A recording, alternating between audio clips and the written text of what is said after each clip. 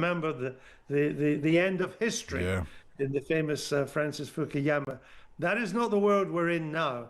This is a world of national interests. And Mr. Trump is now prepared to change regimes. Whether the democracy or not isn't the number one priority. It is this regime in America's interests?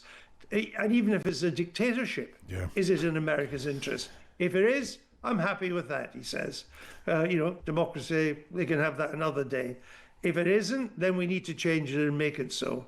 So I think it's much more a 19th century realpolitik of national interest being the motivating force, rather than any kind of moral purpose of spreading democracy, spreading liberalism, spreading free institutions.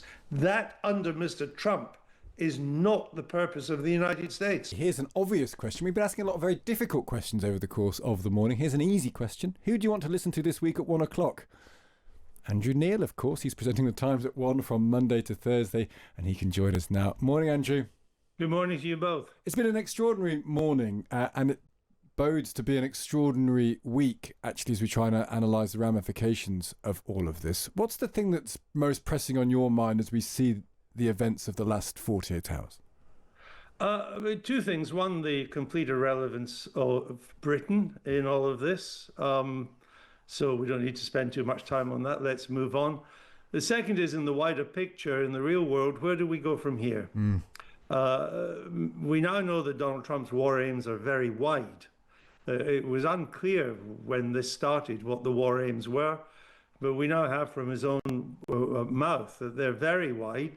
No nuclear bomb, degradation of the missile arsenals, regime change in some form as well, or at least what I think may be more accurate, regime alteration rather than complete regime change.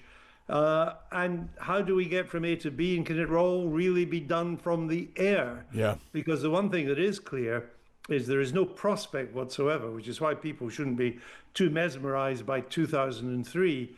There is no prospect whatsoever of US or Israeli boots on the ground in this military exercise. And can we trust Trump on this? I mean, you can understand why the Israelis did this, because basically the status quo with Iran is always terrible, and therefore anything that degrades them further is a win. That type of intelligence coup, getting the Ayatollah and 9 other people in one place, is a massive fillip for Israel. They can fight on multiple fronts. They do that day in, day out. You can understand that from an Israeli point of view, but what's Trump's game here? What's day 100 of this look like? Well, I think Mr. Trump will be hoping that there isn't a day 100, because if there is day 100, that means it was probably a mistake in the first place. The whole Trump approach to these kind of things is very different from the old Bush-Cheney way of doing things, which was to assemble a massive army and then invade, and then get in and try and rebuild the country, reconstitute the government, choose a new government, try and have elections. I mean, it was incredibly complicated, and in the end failed nation state building. Donald Trump doesn't contemplate any of that. As we've seen in Venezuela, he doesn't even change the regime. He just alters the regime to one that is more conducive to America and more to his tastes.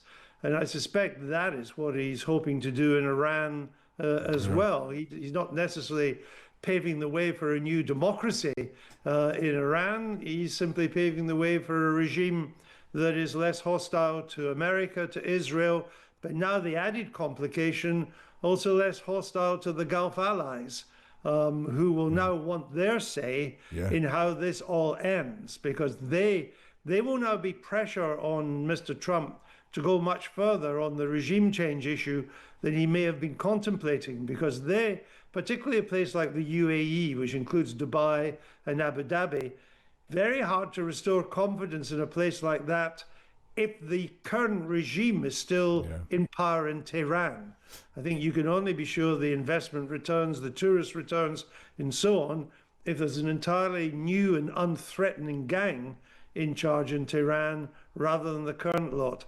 And that will put pressure on Mr. Trump too. Which is the more morally defensible position, Andrew? This might be too big a question for 8:54 in the morning, but is it more morally defensible to have a very complicated but ultimately failing idea of democracy as an ideal, as you say, nation state building, lots of people dead, lots of cost, but you're trying to pursue an ideal, versus just saying we're going to drop some bombs and hope it sorts itself out a little bit better, which is kind of the Trump approach to it. Which is morally more defensible? Well, I'm not sure which the morality is better. The change from the 20th century is that the aim of the 20th century was to try and change governments and spread democracy.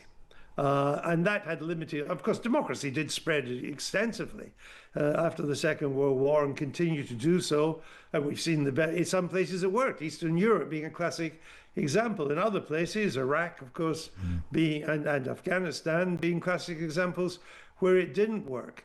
That was in an age when the American-led West had a purpose of spreading liberal democracy. Remember the end of history in the famous Francis Fukuyama.